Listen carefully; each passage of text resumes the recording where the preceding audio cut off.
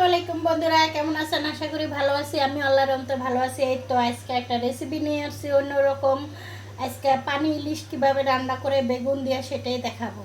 এই যে আগে একটু ফুটান্ত পানি দিয়ে দিচ্ছি পেঁয়াজ কাঁচামরিচ,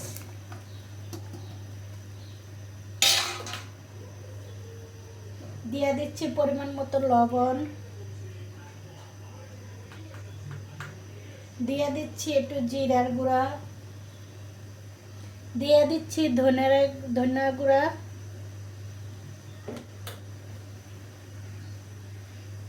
দিয়ে দিচ্ছি হলুদ, 1 চামচ মরিচের গুঁড়া,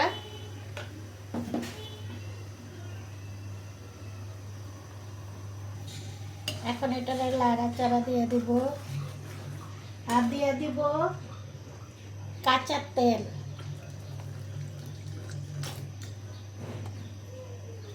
এটা ভালো করে ফুটাইয়া তারপরে মাছটা দিয়ে দিব। সব রকমের ইলিশ মাছ, বাপা ইলিশ, সরষা ইলিশ, নাইকেল ইলিশ, সব ইলিশই খাওয়া হয়েছে, কিন্তু পানি ইলিশ তো খাওয়া হয় না। তাই পানি দিয়ে আজকে কীভাবে ইলিশ মানে কষানো ছাড়া ইলিশ মাছ কীরকম স্বাদ সেটাই দেখাবো। আমি জানি ইলিশ মাছে রসুন দেয় না, তাই 2 পিস রসুন দিয়ে দিলাম। আর এখন যেহেতু মশলাটা কষানো হয়েছে, দিয়ে দিচ্ছি মাছ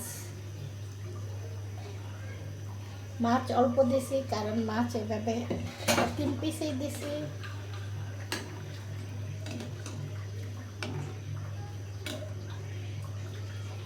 সব আইটেমই তো খাওয়া হয়েছে। বন্ধুরা, আমার মাছটা কষানো হয়ে গেছে।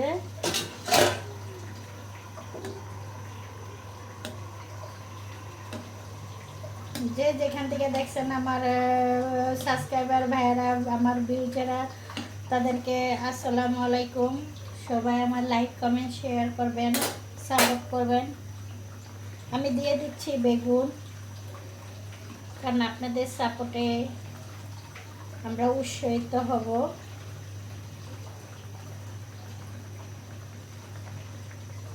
বেগুনটা একটু অনেক বড়, একটা 1/2 কেজির মতন বেগুন, কিন্তু বেগুনটা ভিতরে পোকা ছিল, তাই এভাবেই কেটে দিছি। এটা পরে ঠিক হয়ে যাবে। আমি একটু দিয়ে ঢেকে দিছি।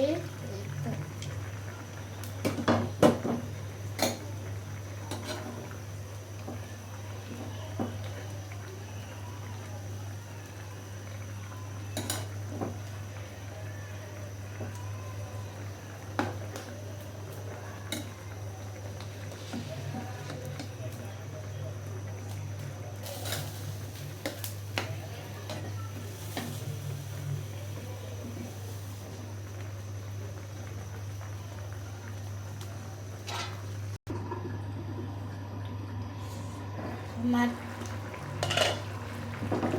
এই তো আমার হয়ে গেছে। আর 1 মিনিটের মতন রাখবো। 1 মিনিটের মতন রাখবো এটা।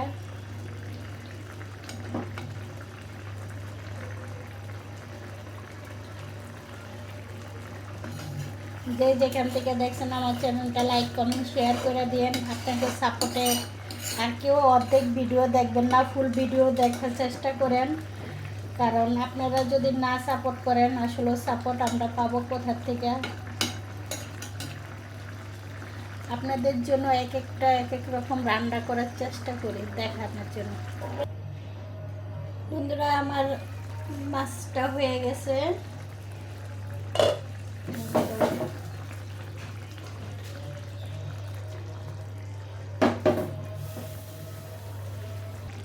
এই তো কীভাবে শর্টকাটে, আপনার যদি সময় না থাকে, কিভাবে শর্টকাটে আপনি পানি ইলিশ করতে পারেন।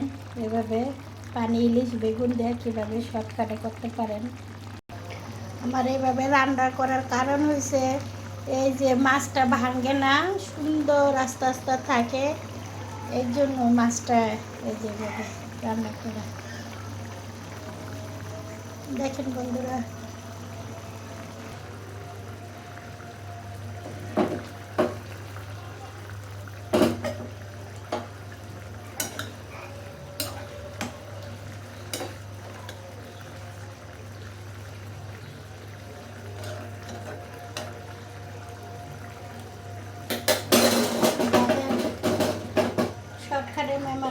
আসলে